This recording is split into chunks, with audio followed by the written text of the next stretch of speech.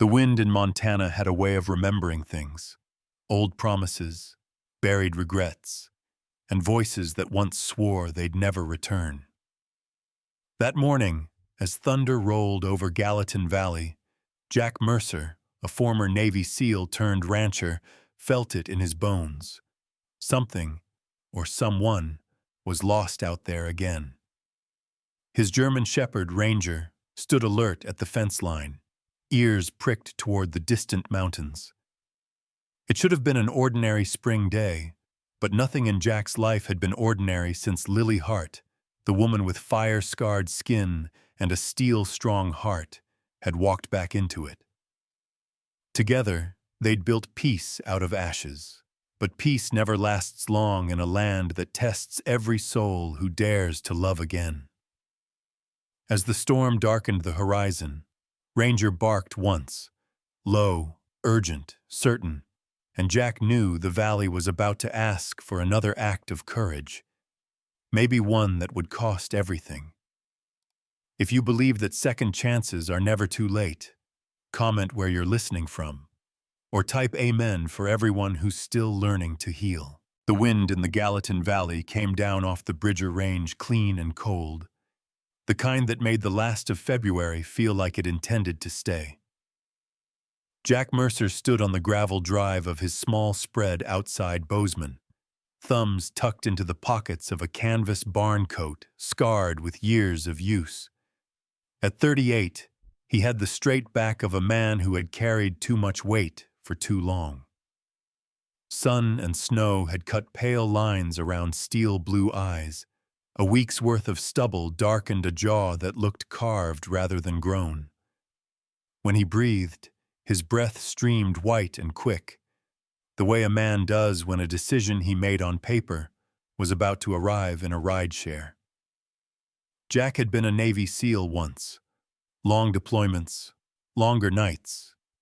The kind of work you didn't pin to the fridge.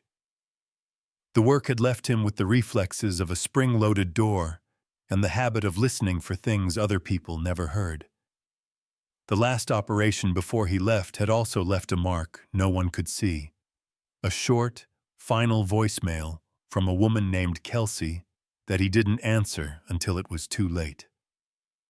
After he came home, he bought 10 acres and a fixer-upper with a sagging porch and learned to let silence be a kind of order.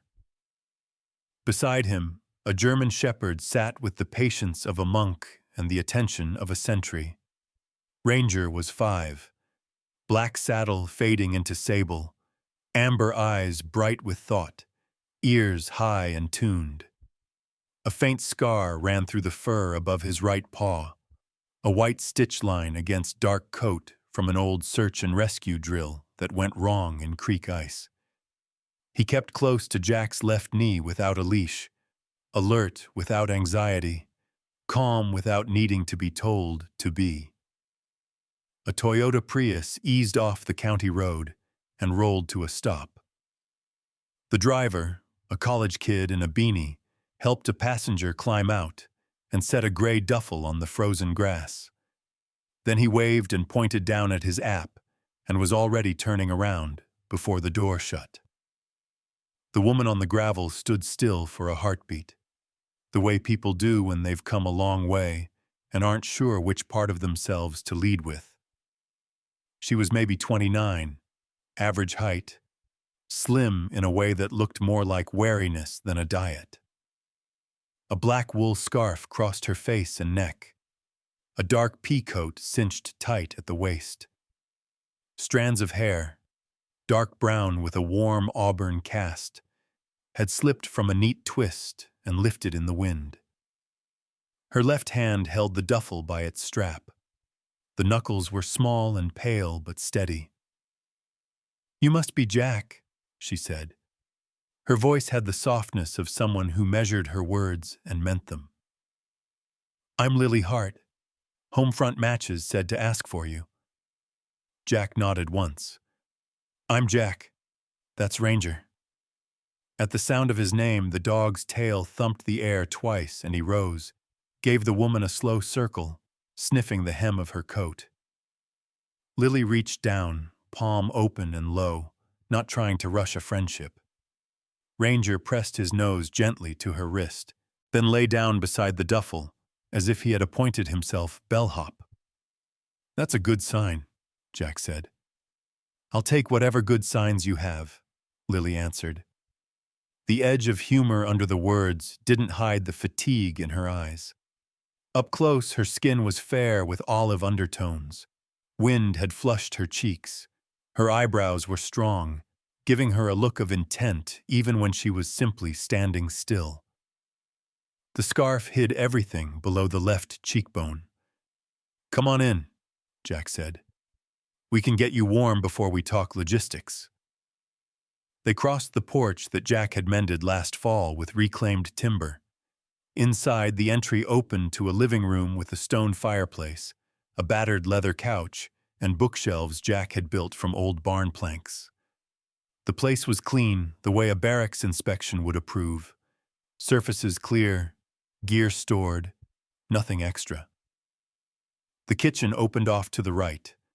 A small hallway ran left toward a single bedroom and a spare room that had been a pantry before Jack added a bed. Ranger padded in first and lay at the seam of living room and kitchen, a geographic compromise. Jack shrugged out of his coat and hung it on a hook by the door. Lily unwound the scarf and set it, folded, on the back of a chair. The movement was careful and practiced, each loop laid over the next like a ritual. When she turned back, the right side of her face was a topography you did not see every day. Burn scars ran from temple to jawline in soft, pale ridges, the skin slightly tightened around the corner of her mouth. The scars were old, healed enough that the color had calmed, but new enough that the memory in them hadn't faded. The left side of her face could have been in a shampoo commercial. Clear skin, delicate bone structure, a mouth that looked like it wanted to smile but had stopped asking for reasons. The contrast was not the point. The person wearing it was. Jack's first reaction, surprise, an intake of breath he didn't mean to make, was small but audible in the room's quiet. He felt it and hated it as it came.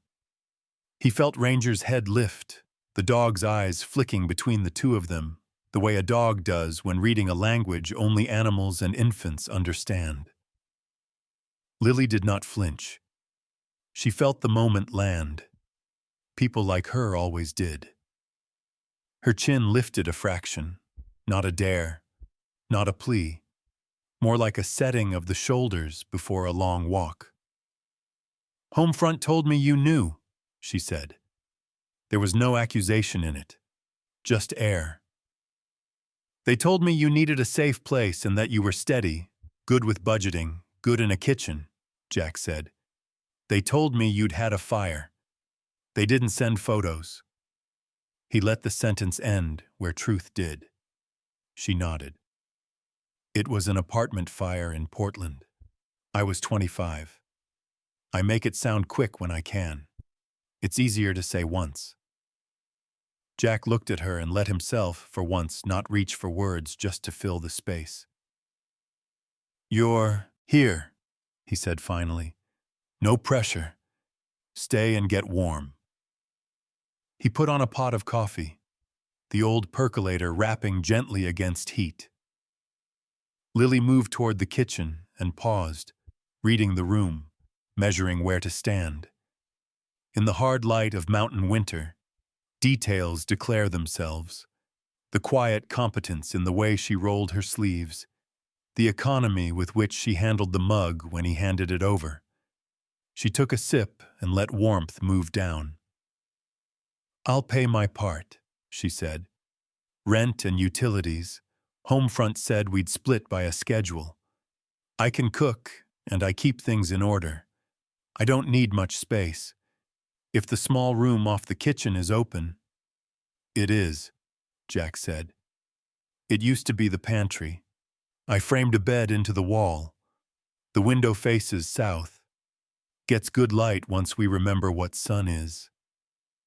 A small smile found the unscarred corner of her mouth, and to Jack's surprise lit the whole of her face, the way a lamp can make a room larger than its blueprint.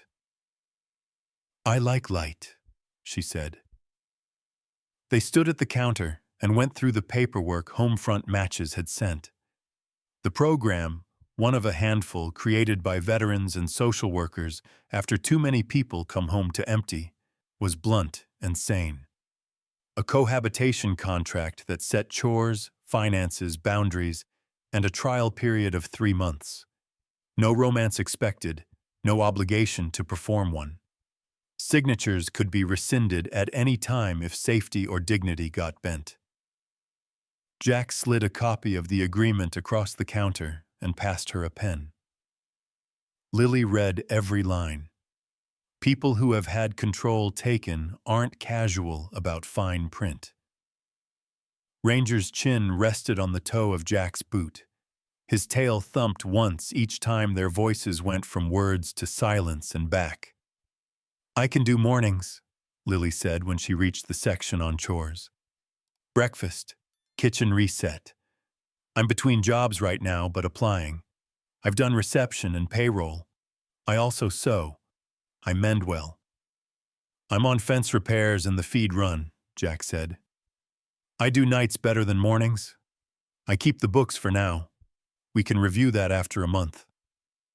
He heard how it sounded, as if he were commanding a small unit again, and he softened his tone. "None of this is a test," he added. "It's a place to breathe." Lily's eyes lifted to his.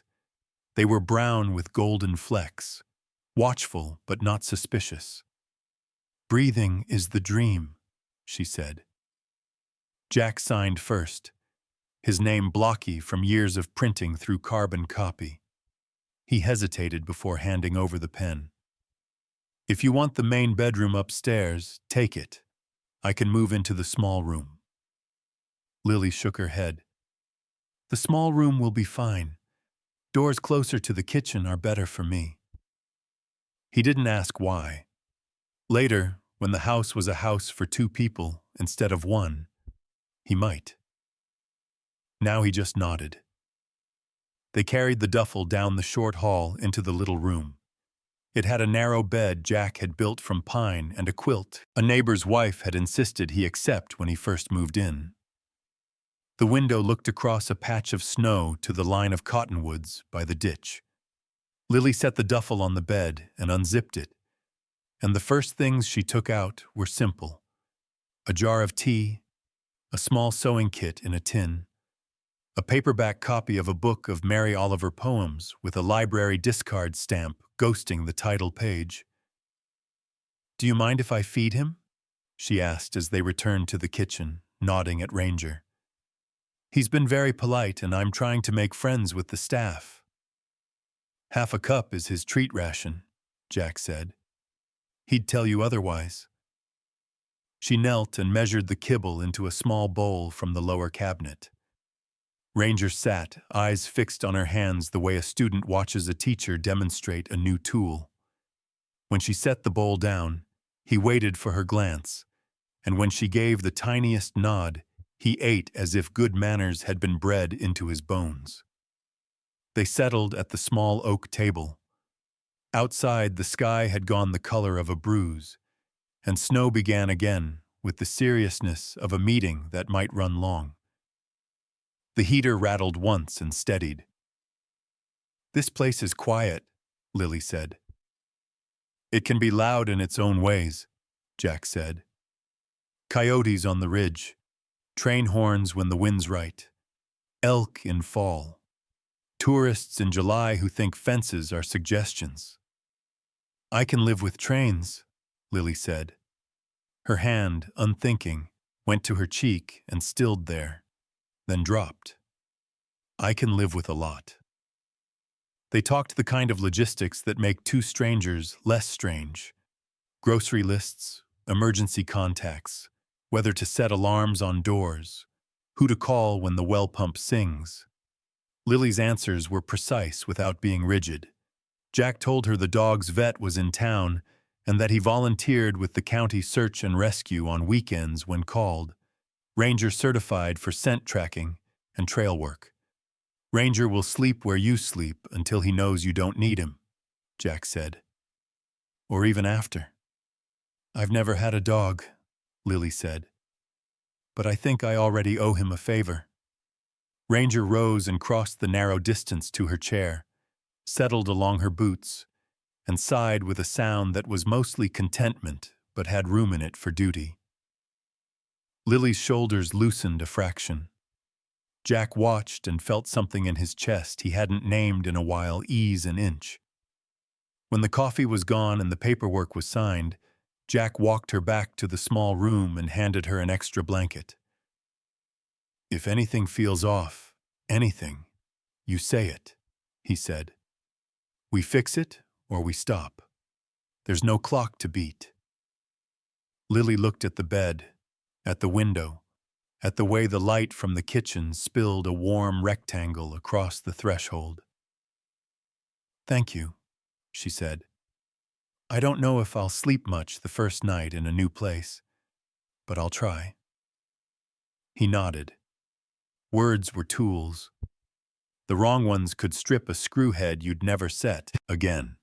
Back in the living room, he put another log on the fire and stood a moment, listening the way he always did, to the wind working the eaves, to the ticking of the baseboard heat, and knew tonight, to the small sounds of another person settling, the whisper of a zipper, the careful placement of a mug on a shelf, the soft rustle of a quilt lifted and set.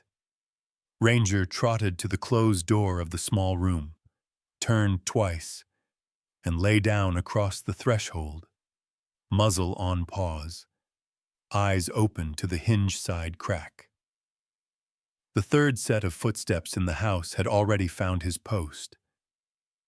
Jack sat, let his shoulders drop against the couch, and looked around a room that felt the same and not the same. He thought of the contract on the table and the pen marks on paper, and how sometimes the smallest lines drawn between people were the ones that held. No pressure, he had said. He meant it. He hoped he could live it. Snow ticked the window. The dog kept watch.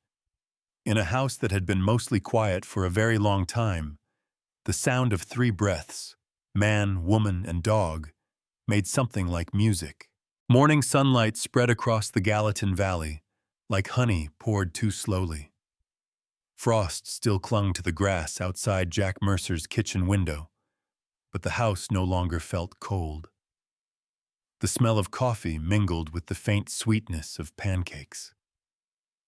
Lily Hart stood by the stove, her hair pulled into a loose braid that fell down her back, strands of brown and auburn catching the light. She wore a faded plaid shirt rolled to the elbows and jeans a size too big, cinched with a leather belt that had seen better years. There was grace in the way she moved, precise, efficient, but also a certain caution, as though each step was still being tested for safety. Ranger lay near the kitchen table, chin on his paws, watching her. Every time she reached for the skillet or turned toward the counter, his tail brushed the floor once, a silent rhythm of trust. Jack entered from outside, brushing straw off his coat. His boots left a trail of thawing snow across the tile. "You're up early," he said. His voice was rough from the cold, but gentler than it had been in months. "I like mornings," Lily answered, pouring batter onto the pan. "They're honest. Nothing's pretending yet." Jack smiled faintly, poured himself coffee, and leaned against the counter. The house had changed in quiet ways. Curtains straightened, tools back where they belonged, the faint scent of lemon oil in the wood. She had cleaned without asking, as though order was her way of proving she existed. "You don't have to do all that," he said. "I know," Lily replied, "but it helps me breathe." He nodded, understanding more than he let on. The last time he'd heard that tone was overseas, from a medic stitching up a friend while the world fell apart. Steady hands doing small, necessary things to keep chaos from winning. By late morning, Jack headed out to fix the north fence. Ranger followed, bounding through patches of snow. The rhythm of work, hammer, breath, wind, settled into his body like prayer. Inside, he could hear faintly the sound of Lily humming, the melody light but careful, as if she wasn't sure she was allowed to fill the silence yet. That afternoon, they drove into town for supplies. The sign for Bitterroot Supply Co. creaked in the wind above the old wooden storefront. It was the kind of place where locals knew the aisles by heart, and newcomers were noticed before the door closed. Lily adjusted her scarf, the same one from her first day, now loosely tied more for warmth than hiding. She kept her chin up, but her shoulders tight. Jack pushed the cart beside her, filling it with feed, nails, and a new rake. Ranger waited outside in the truck bed, head high, scanning the street. Behind the counter stood Mary Ellen Sykes, a woman in her 50s with silver-streaked hair tied in a bun and glasses hanging from a chain. She smiled, friendly but curious. "Morning, Jack. I haven't seen you in a spell, and you must be the lady helping him. Out?" "Lily Hart," Lily said politely. Mary Ellen nodded. "Welcome to Bozeman. You'll find the people here good-hearted, most days." Her tone wavered just enough to suggest some days were exceptions. As they loaded flour and sugar onto the counter, a voice drifted from the next aisle. Smooth, low, carrying the confidence of someone used to being overheard. "Well, I'll be damned," it said. "Didn't think Mercer would bring a lady home unless she came with a land deed." Jack turned. Cole Davenport, 40, tall and broad-shouldered, stood there in a pressed flannel shirt and expensive jeans. His hair's the kind of blonde that had begun to fade but tried not to admit it. A trim beard framed his square jaw. His smile looked practiced, like a politician's handshake. Davenport ran Gallatin Development Group, the real estate firm buying up local ranches to turn them into vacation homes for wealthy outsiders. He stepped closer, thumbs hooked in his belt. "So this is the new arrangement, huh? Guess everyone's got their price." Jack's jaw flexed. "You're in my way, Cole." Cole's eyes flicked toward Lily. "Don't get me wrong, Mercer. I respect a man who can bargain, but some deals come cheaper than they look." The words landed like gravel in still water. Lily froze, her knuckles whitening around the bag of flour. Mary Ellen coughed awkwardly, pretending to rearrange receipts. Before Jack could speak, another voice cut through, bright, clear, and sharp as glass.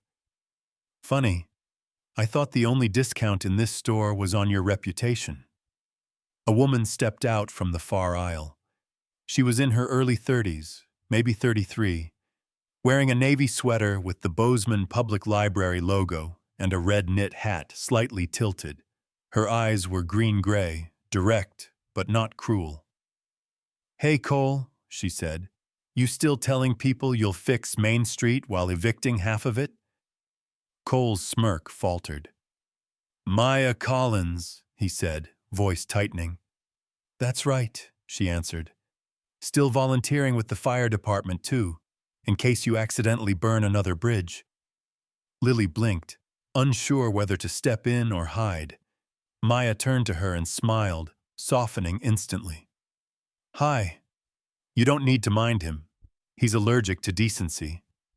Something in Lily's shoulders loosened. "Thank you," she said quietly. Maya shrugged. "We take turns keeping the peace around here.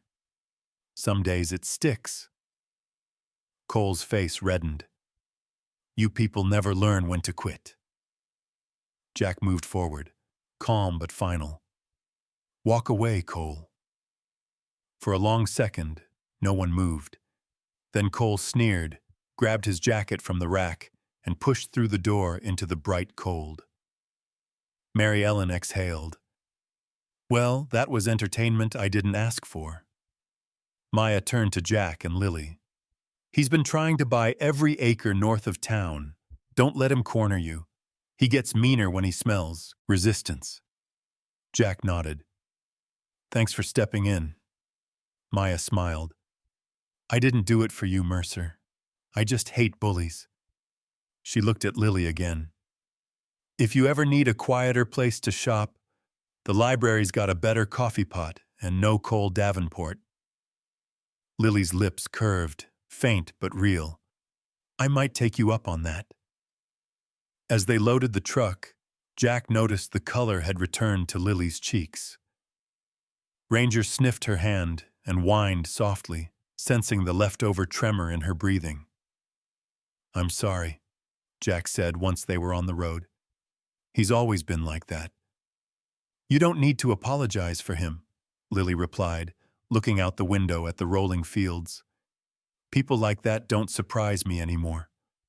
It's what people don't say that hurts more. Jack drove in silence for a while, thinking of his own ghosts, of the missions where silence had been a shield, and how easy it was to mistake that for strength.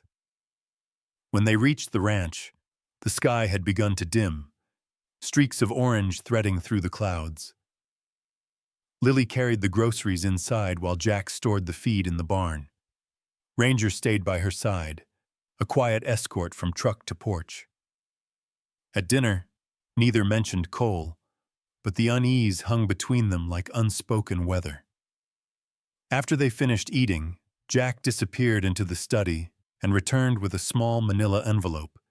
He set it on the table between them. What's this? Lily asked.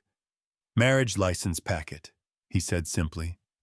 Homefront gives the option after 90 days. I just thought, if you ever feel safer here, we could make it official. No rush. Just options on the table. Lily looked at the envelope, then at him. The lamplight softened the hard edges of his face, showing the man beneath the discipline. She reached forward, slid the envelope closer, and tucked it under a cookbook. Let's let trust lead the way first, she said. Jack nodded once, no argument in him. Outside, the wind shifted, carrying the faint chime of the barn door chain and the distant call of coyotes. Inside, Ranger sighed and curled at Lily's feet, his breathing slow and even. The house, for all its quiet, no longer felt empty. And somewhere between the ticking of the clock and the hush of falling snow, the first whispers of town gossip were already on their way down Main Street. The storm rolled in without warning.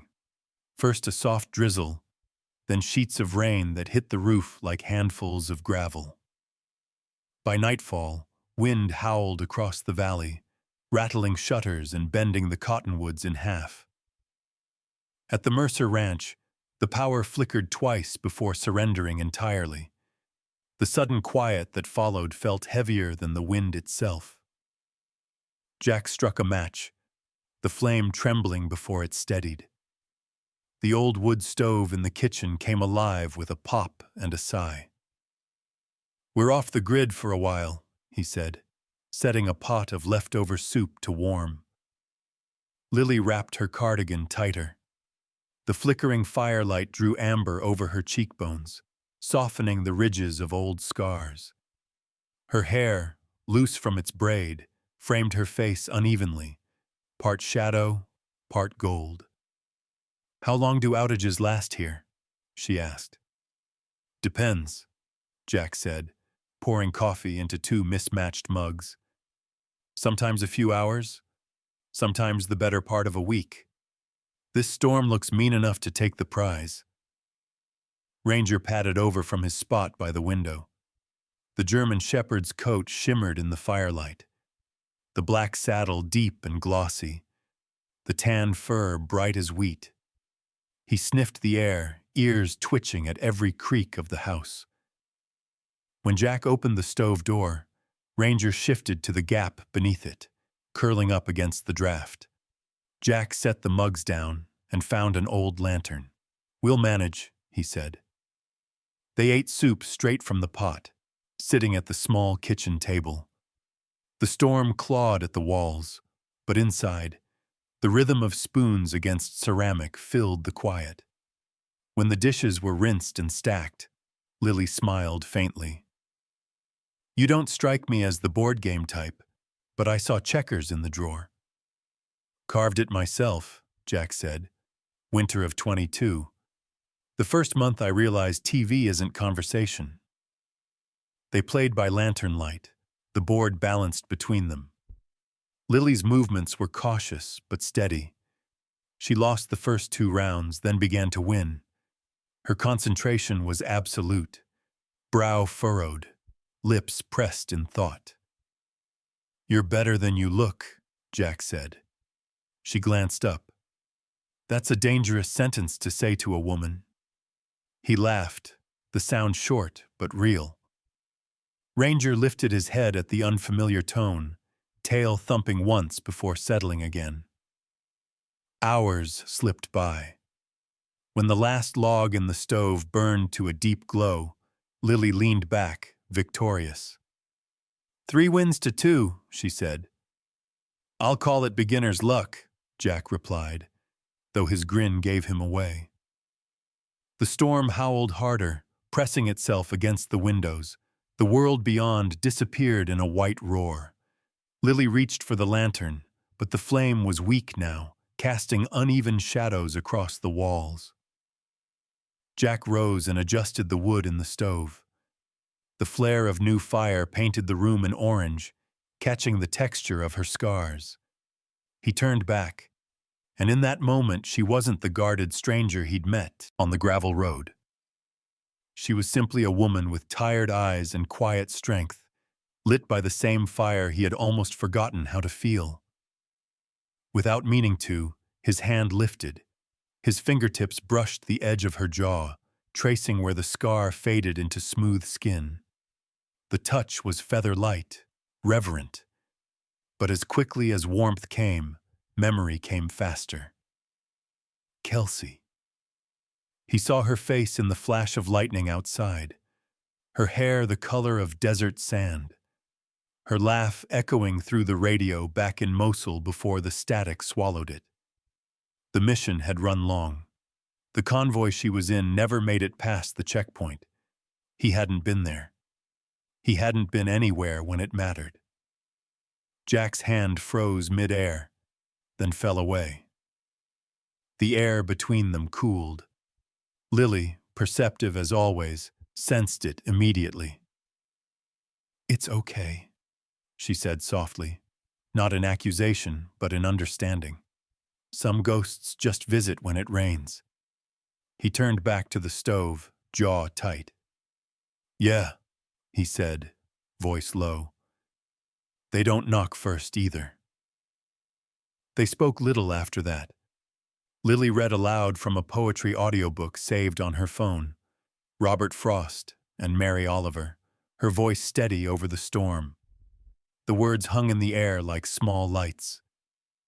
"Tell me, what is it you plan to do with your one wild and precious life?" Ranger's breathing became the room's metronome, slow and even. The fire's warmth folded around them, gentle as forgiveness. By dawn, the storm had blown itself out, leaving the world washed clean and glittering. The valley lay under a pale silver mist.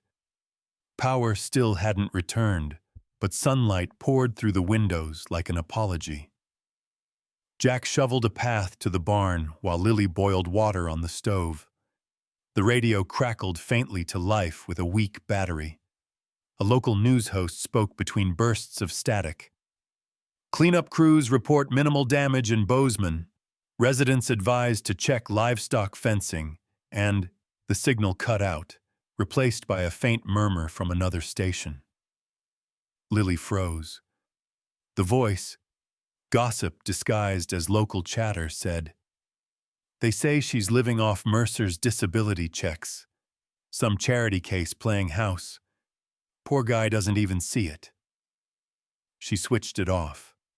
Her hands trembled for a heartbeat, then steadied. When Jack came in, she was already pouring coffee. Her face was calm, but the light behind her eyes had dimmed. "Everything okay?" he asked. "Just static," she said. "Nothing worth listening to." Jack sensed the lie, but let it rest. He'd learned in combat and in grief that sometimes silence was the only armor left. That afternoon, the truck from the power company rolled by, clearing branches. The electricity hummed back to life, restoring lights but not warmth. The gossip had already taken its root in town. The air carried that invisible weight. When Jack went to check the perimeter fence, Lily took Ranger and walked into town. She didn't go to Bitterroot Supply or anywhere near Main Street. Instead, she stopped by the Bozeman Public Library, where the windows gleamed with banners for Community Rebuild Week. Inside, she found Maya Collins, sleeves rolled, hair tied back, sorting boxes of donated fabric. The room smelled of coffee and cedar polish. Maya looked up and smiled. "Hey, you made it." "I wasn't sure if I should," Lily admitted. "That's usually how the best things start," Maya said. She handed Lily a bundle of cloth and pointed toward a circle of women sewing quilts at the far table. "That's Women Rebuild. We make blankets for fire survivors and teach stitching to whoever wants to learn. No membership fee, just stories and thread." Lily hesitated. The low chatter in the room, the laughter, the sound of scissors. It was the music of belonging. Maya nudged her gently. "You don't have to talk," she said. "Just so. Sometimes that's enough." Lily took a seat, hands uncertain at first. The needle felt strange but familiar. With every stitch, she felt her breath even out. Ranger lay near the door, head on his paws, watching through half-closed eyes. When the afternoon sun spilled through the windows, Lily looked up to see Maya smiling across the table. For the first time in a long while, the scars on her face weren't the first thing people saw. And for Lily Hart, that was more healing than any storm could wash away. Morning came pale and cold, the kind of day when sunlight looked borrowed. Jack Mercer was in the barn fixing a water line when he heard Ranger bark, a short, sharp warning that meant someone was on the property. When Jack stepped outside, he saw a black Ford truck idling in the driveway, the engine humming too smooth for the mud road it sat on. Cole Davenport leaned against the hood, sleeves rolled, aviator sunglasses glinting under the pale sky. He looked freshly shaved, expensive, out of place in the valley's work-worn air. Lily stood on the porch steps, her arms folded tight.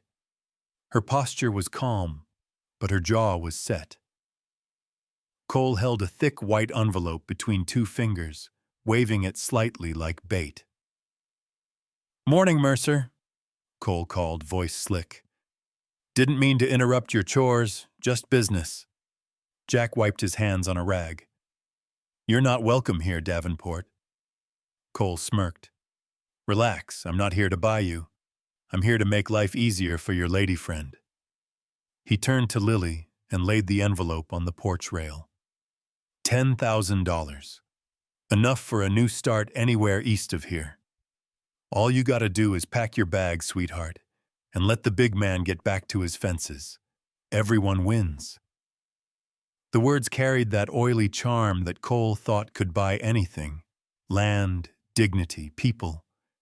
Lily stared at the envelope but didn't touch it. "You think money fixes what's broken in you?" she asked quietly. Cole laughed, low and dismissive. "It's fixed plenty for me." Jack stepped forward, but Lily raised a hand. "Don't," she said. Her tone was steady, but her eyes flicked to Jack's face, searching for something, maybe a line of defense that wasn't just muscle. Cole kept going. "She's not good for your business, Mercer. Everyone in town's whispering it. Charity projects don't build ranches. They bury 'em." Jack's fists clenched. He wanted to hit the man, to wipe that smile off his face. But something inside him hesitated. Cole's words had already found a home in the cracks of his doubt. "Get off my land," Jack said finally. Cole grinned, tipped his hat toward Lily, and climbed back into his truck. As he drove off, the dust rose and drifted like smoke between them. Lily's voice broke the silence. "Do you believe him?" Jack looked at the envelope, still resting on the rail like a dare. "I believe he wants what I've got." "That's not what I asked." He hesitated. Too long. His throat tightened with the weight of things unsaid. Finally, he exhaled. Maybe leaving would take the pressure off you. The gossip. The looks." The instant the words left his mouth, he knew they were wrong. They landed like glass shattering between them. Lily's eyes widened. Not angry, just hollow. "You think this is pressure? You think kindness is a debt?" "Lily."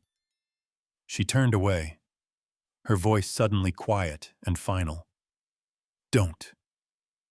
An hour later, the house was full of sounds Jack hadn't heard in months.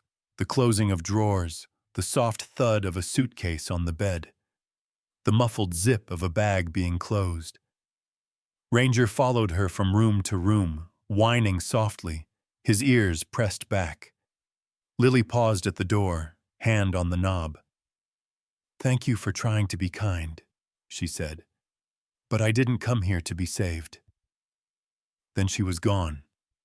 The screen door banging once, hard enough to make the windows rattle.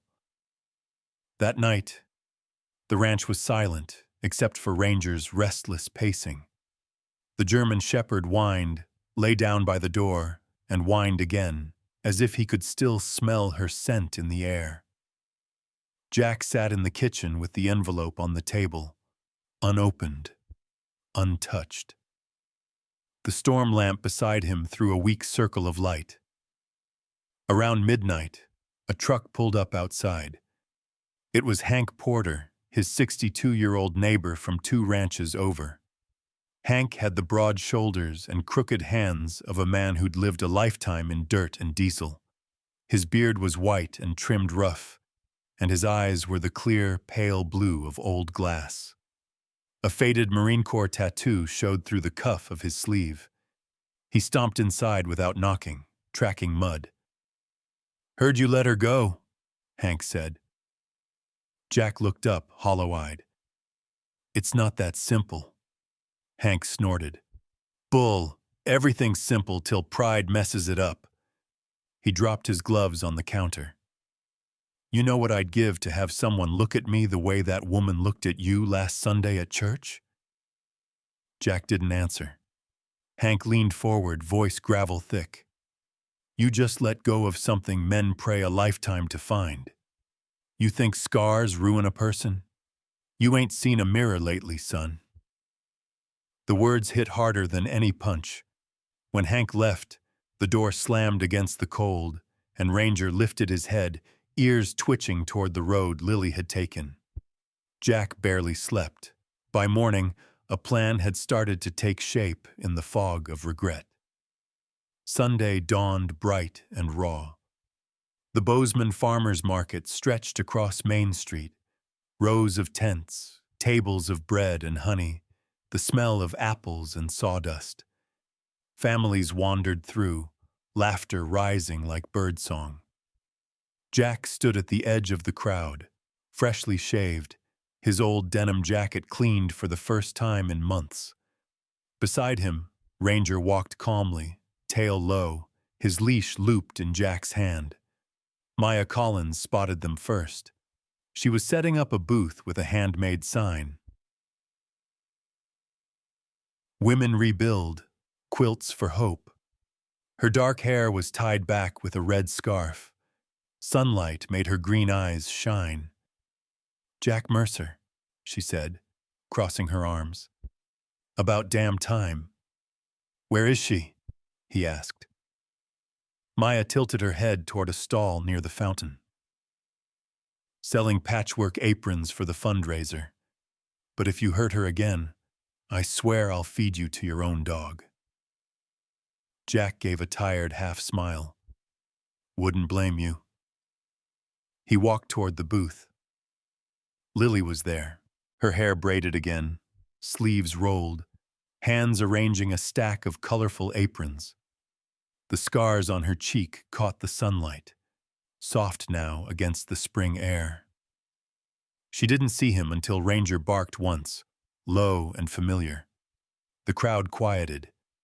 Conversations paused as if the market itself were holding its breath. Jack stopped a few feet away, removed his hat, and spoke loud enough for everyone to hear. "Lily Hart," he said, voice rough but steady. "I made the mistake of thinking silence was protection. I let fear talk louder than truth. But if anyone here wants to judge your scars, they'd better look at the ones I've been too proud to show." No one spoke. Even the wind seemed to settle. Lily's eyes shone, not with tears, but something fiercer. Jack took another step forward. "You changed my home. You changed my dog. You changed me. I don't want the quiet back. Not if it means losing you." For a moment, the only sound was the creak of the canvas tents. Then Lily set down the apron she'd been holding and walked toward him. Ranger wagged his tail as she stopped within reach. Lily looked at him for a long time. "You say a lot better with honesty," she said softly. Jack swallowed. "I'm learning." Then, without another word, she reached out, her scarred hand sliding into his. Applause rippled through the crowd, quiet at first, then swelling. Maya whooped from her booth. Even old Hank's gruff voice echoed a single cheer. Jack exhaled, the breath breaking somewhere between relief and awe. The market hummed again, life resuming. For the first time in years, Jack Mercer didn't feel like a man surviving. He felt like one coming home. The snow in Gallatin Valley didn't so much melt as retreat, slow and stubborn, like an old soldier surrendering to sunlight. By the first week of April, puddles reflected the peaks, and the air carried that restless smell of thawing earth and possibility. Jack Mercer stood at the porch railing of his ranch, watching Lily pin fresh sheets to the clothesline. The wind caught the fabric and her hair together, dark chestnut strands flashing in the sun, and for a moment, the world looked as clean as it ever had. Ranger lounged near her feet, the German shepherd's coat gleaming after a morning brush, his head turning with quiet pride each time Lily called his name. It had been 2 weeks since the market. Cole Davenport's reputation had collapsed faster than a wet tent, his smug charm undone by a dozen witnesses and one shaky video clip uploaded by a teenager with a smartphone. In the footage, Cole's sneer and Jack's apology stood side by side, and the town had chosen its hero without hesitation. Cole left Bozeman 3 days later, his truck loaded with boxes and his pride half that weight. For the first time in years, Jack's land felt like his again, not just fenced, but defended by truth. Inside the house, the paperwork lay signed and sealed on the table. A registered marriage license, 2 names written in matching ink. Lily Mercer, neat and steady.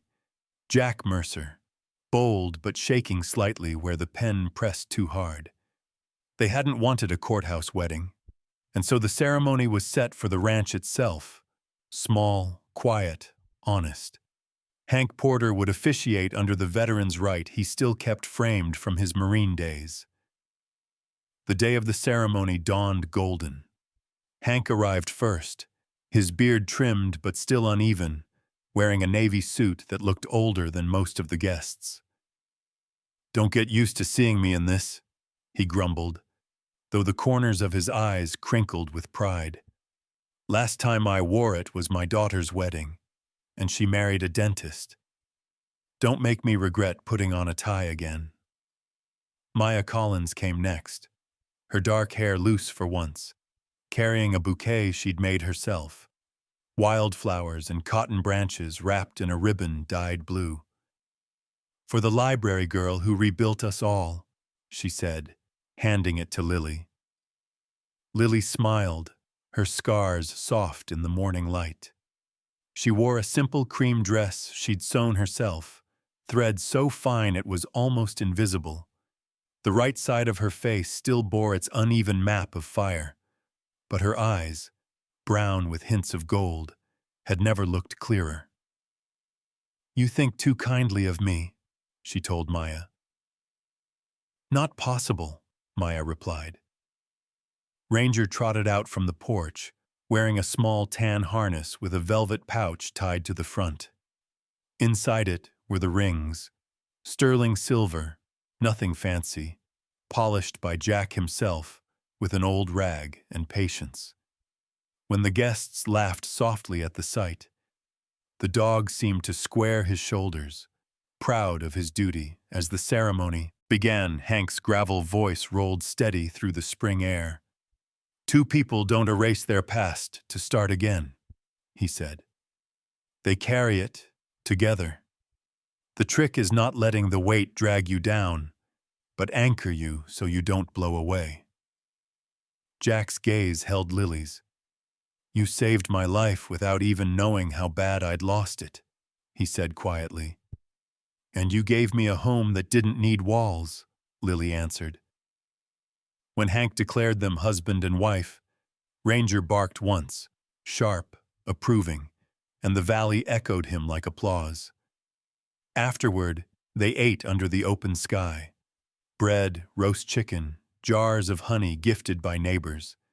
The whispers that had once followed Lily in town had turned into friendly greetings. One by one, people came by the ranch to drop off casseroles and pies as if trying to apologize for every cruel thing they'd ever thought. Even Mary Ellen Sykes from Bitterroot Supply brought a basket of coffee beans. "For mornings that don't start with gossip," she said with a wink. By late afternoon, the guests were gone, leaving only wind, sunlight, and the slow hum of bees. Jack and Lily sat together on the porch steps, shoes off, fingers interlaced. Ranger rested between them, eyes half closed. "So what now?" Lily asked, voice soft. Jack looked across the pasture where new grass had begun to green the brown. "Now we build. Different kind of mission this time." She smiled. "No commander barking orders?" "Just one," he said, nodding toward Ranger. The dog lifted an ear, as if confirming his promotion. The months that followed unfolded like pages they finally knew how to read. Lily started a class at the library called Hands That Mend, a sewing group for women recovering from loss. The sessions began small, 3 women sitting in a circle, but soon grew into 10, then 15. The rhythmic sound of needles and laughter filled the room, and for the first time since the fire, Lily didn't feel like she was stitching herself back together alone. Maya helped organize supply drives, becoming both friend and sister in spirit. Jack found his purpose again, too. He began training with the county's search and rescue unit, turning Rangers' instincts into skill.